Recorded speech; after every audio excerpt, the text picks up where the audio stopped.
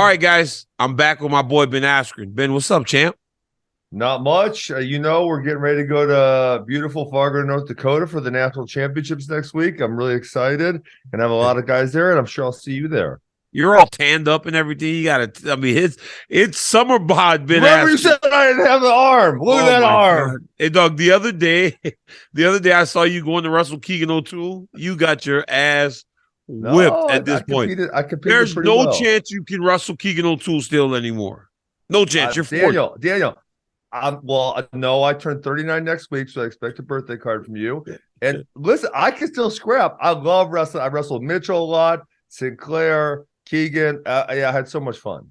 Gosh, you are still wrestling those dudes. Yeah. Nuts. I barely wrestle. Twice a week. I say twice a week is what I say. I'll go twice a week, and then that's it. Yeah, I barely wrestle. When I do, I pay for it for like 3 days. But Askren, yeah, I wanted to talk to you about something, bro. It's like really kind of making the rounds and in MMA. It's been crazy. It's been really crazy. So last week, Dricus Du Plessis beat Robert Whittaker and earned himself a championship fight against Israel Adesanya. Israel Adesanya gets to the octagon. He looks noticeably upset when he's watching. Yes. You can tell that there's something there. And publicly, it has been discussed a bit. Izzy gets in there and starts to use the N-word repeatedly to Dricus Du Plessis.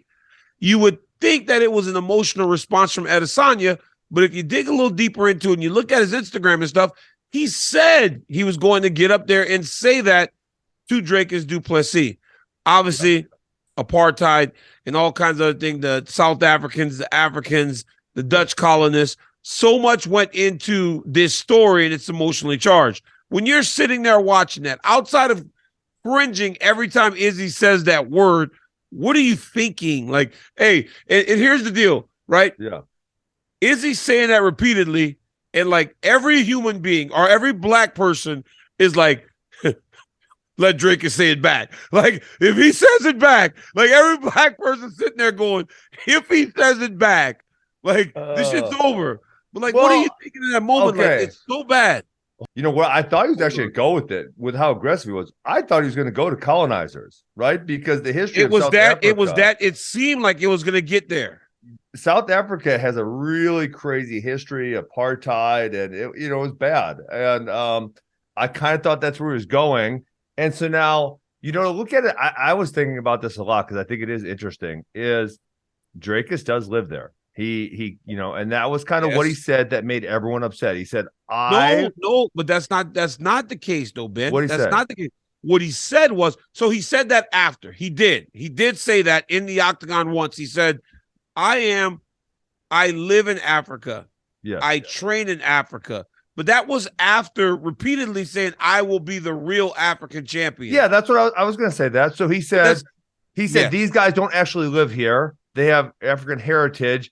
I'll be the real African champion, which I don't actually have a past of living somewhere, Daniel. And I don't think you have near ancestors that came over. So it's like, I don't feel a close tie to another country. So I can't tell you how I'd feel if someone said, well, you're not really from that country. Yeah. Because that's essentially what Dricus is saying. He's saying, but you guys aren't really African. How do you tell a dude from Nigeria, dude, like, how do you tell these guys that they're not African? Yeah. They're literally African as African comes. Like, I'm African-American, right? Like, I'm an American guy, born and raised. Kamaru Usman, African descent, but till age 4, he lived there. Yeah. Born and raised or not born, but raised in the United States, right? Yep. So maybe question, but those guys are African. It doesn't change because you don't live there. But when he's saying it's is he so upset? And honestly, I don't love the use of the word. Like I've said time and time again, that's the part that I'm like, there could be a different way you could have done it. But it's hard to ignore that there's a guy from South Africa who is African. Reality is Dricus Du Plessis born and raised in Africa. He's African. And it wasn't his choice and Francis Ngannou and Kamaru Usman and There are so many different people that are of that culture. Yeah. So it wasn't Dricus Du Plessis' idea to be born in South Africa and come there and colonize, right? That was probably many, many, many generations back. So kind of not his fault. So I understand where he's coming from. Like, I am African. I live here. These guys do not. But then, and that's where I thought Izzy was going to go. He kind of maybe was a little too emotional, and maybe that's why he didn't get there. But if he would have said, like, you're calling us not real Africans, you guys are the one that came to Africa and colonized us and did all the nasty things that they did, I kind of thought that's where he was going to go with it, and that probably would have made a lot more sense, and it would have made a lot of people say, "Oh, because so many I'm people on Izzy's were, like, side on this one." People were lost. Like, Yeah, I got a group message with all my friends, and they were all kind of like, why is Izzy doing that? Why is Izzy doing that? Right? These are all black guys. Yeah. And then Rogan sat back down because Joe just has like all this knowledge just like stored. I don't know. He immediately sits down. I go, what was that all about? He goes, Dricus is like Dutch, and the Dutch colonists took over Africa and apartheid, and he just went into this whole thing, and then he pulls up his phone and gives me like a quick breakdown. I screen grab it and send it to my group message. So then after they read it, I'm talking guys that Jamil and all kind of other guys, they're like, as I get more and more into it, I can see how Izzy was so upset, because reality was it just looked like there was no direction behind it. And I'm not saying that Izzy's, the use of the word I did not like. Yeah. But when you really dig into it, you got a guy telling 3 African champions that they're not African, you could see where those guys would get upset. Oh, absolutely. Yeah, I mean, I totally get it. And Francis is the one that actually lived there for the longest, right? Because I believe, he actually had a very tough upbringing, and then I don't think he moved to France until like in early 20s, maybe, or somewhere in there. So that one that is most like nonsense to me. Where I don't think he actually lived there for any period of time. Is what I've read. So I guess that would be like the biggest one you could argue. But his parents, his parents are Nigerian. His parents are like, they're Nigerian people. Here's another thing, and I ask you this: when we are seeing this type of emotional response, or at least it seems emotional from Adesanya, is that cause for concern as he approaches this fight with Du Plessis? I mean, that's probably best case scenario for Du Plessis. Is not a lot of people perform well emotionally. Is that he comes out and he makes a mistake, because Du Plessis, he's so awkward, and it works. Headlock was super awkward. Even his striking, the way his back foot is posted, I don't know if you were watching this, but it was like, it just doesn't look right. And then, but it works. And I said this on Twitter, and people were roasting me. It's like, but I don't care if it looks ugly and it works, whatever. And that's where, and he obviously does. He does throw everything really hard. Like, he throws like a lot of power to everything. He's very big for the weight class. Yeah. So Izzy was really good against Coast at being like disciplined and countering, and that's probably where he's at his best. So that's probably where he would want to be. That's one of his biggest gifts, is his counter striking ability. You know what I didn't expect? Didn't expect? And I think this is so unique to Adesanya. Adesanya is not backing down to anything he said. He doesn't care. He's like doubling down. He's posted more, and he's still calling this guy that. So it's like, well, I can't imagine, because I don't, like you said, I don't know it, but I can't imagine how upset he is. Yeah. It's hard to see how upset he is, because we saw him with the dog collar before he fought Alex Maheda, because he said he's gone back to the dog inside of him. Yeah. I can't imagine how upset he is and what his approach looks like into this fight, because he doesn't like it's clear that he just cannot stand this dude. And Dricus told me at a fighter meeting that, bro, I felt a little bit like I believed him, because he said to me, he goes, this whole thing started. I go, what's the Adesanya beef rooted in? And he goes, this whole thing started with me doing an article, and no one, they kind of put headlines. Kamaru Usman responded, and then Izzy responded, then Francis responded. He goes, but the reality is nobody actually listened to the interview or read the article, because if they did, I didn't say that. He said, I said I'm the only one that lives there and stays there. But then when you do actually listen to the interview, Dricus does say the belt hasn't been taken back to Africa. Not true.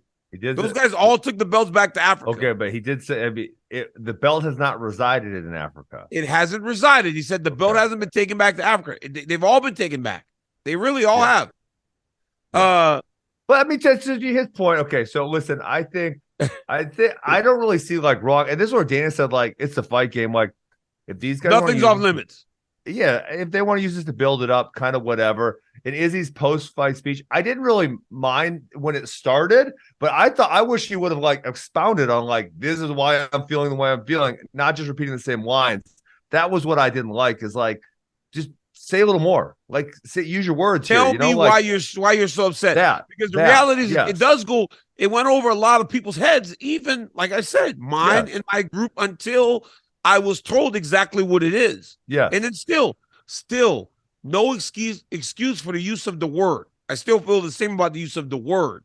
Yeah. But it's his approach to take, right? We don't determine how a man approaches something like that because you don't know his feelings. Yeah. And so Dricus actually does live in Africa, and so he's not really that incorrect in saying that. No, obviously he does. We could see and why. trains there. He lives there, trains there. He said I breathe African air every day. Me and Cameron. Like those things are true. Those things are true. Yes. So we can see why he would say that. And then also, Bill, and I don't really know either one of these guys personally, so I don't know how they really feel. It seems like they feel this way. But also, if you're a smart guy in Dricus, he jumped the line. He jumped the line because of this, for sure. He said, I want to fight that guy. That's what you want to do as a fighter. You want to be able to jump the line a little bit. And now the build up into this fight, it's going to be huge. He's going to make a bunch of money. So maybe he's playing it up a little bit. I have no idea, but if he is, it's kind of smart on his part. It's an ugly thing, but it is going to make for a crazy fight that we don't have to wait long for. It's going to happen in Australia. Oh, it is? 9 weeks. Yeah, dude, Dricus took no damage, so they're going to fight in September. It literally is going to happen very quickly, and because of that, we get some resolution to it. But the reality is, like, if it's as rooted in all this historical stuff that it is, there really won't be resolution to it, because then Izzy will still have the same types of feelings he has towards how his people were done by the people that colonized Africa and South Africa. So it's just it will never be resolution. But I mean, if Izzy can win, it'll feel great for him. But if he loses, boy, could you imagine if he loses to Dricus?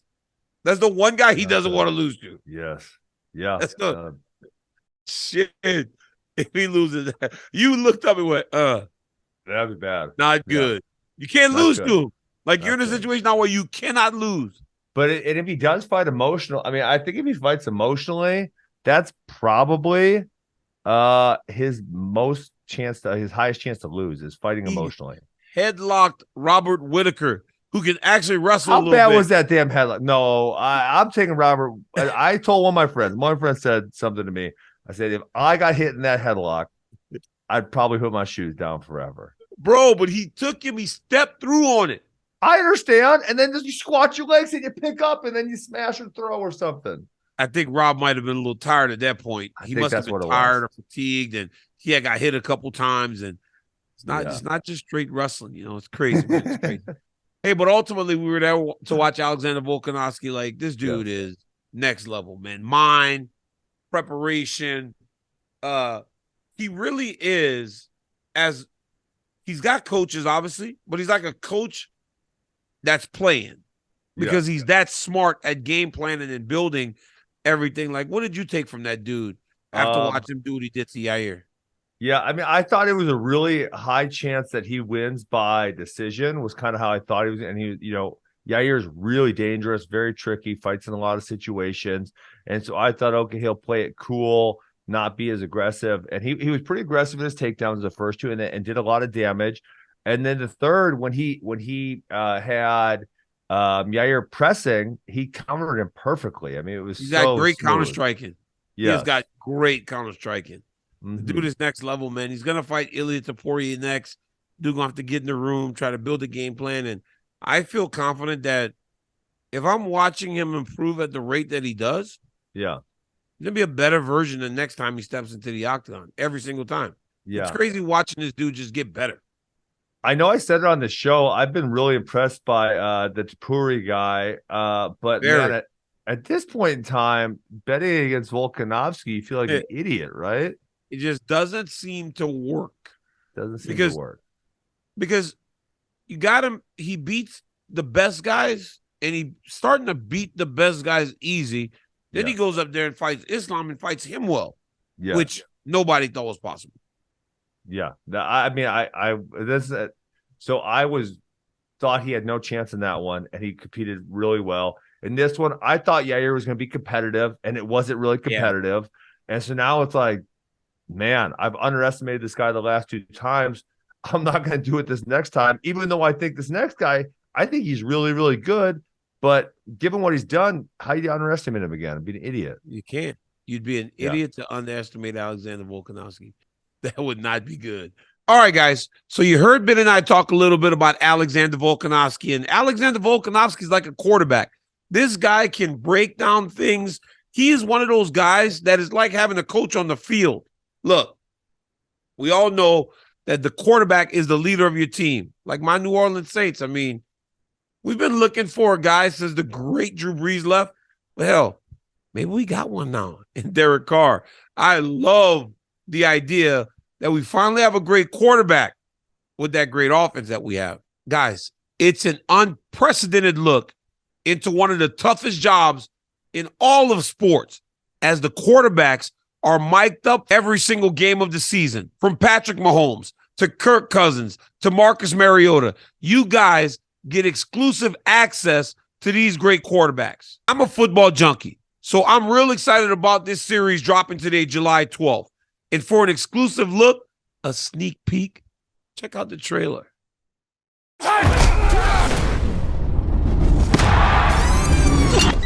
I dedicate my life to football. I love to compete. At this point, all that really matters is winning. White short to cousin right. Slam, two-shot rip. Quarterback is more about the mental side. They're going to come at you.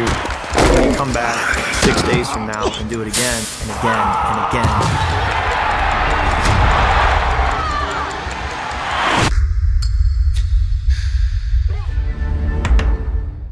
Guys, Funky the Champ, me and Ben chopping it up about the sport. We love this sport. And we love getting into these types of topics. Absolutely. It's great. It's great to be able to talk to them about stuff like that. So until next time, guys, like, subscribe, tell your friend to tell a friend that DC's got a YouTube channel. And Ben and I are doing Funky and the Champ more often than we have been in the past. Next time, guys, peace.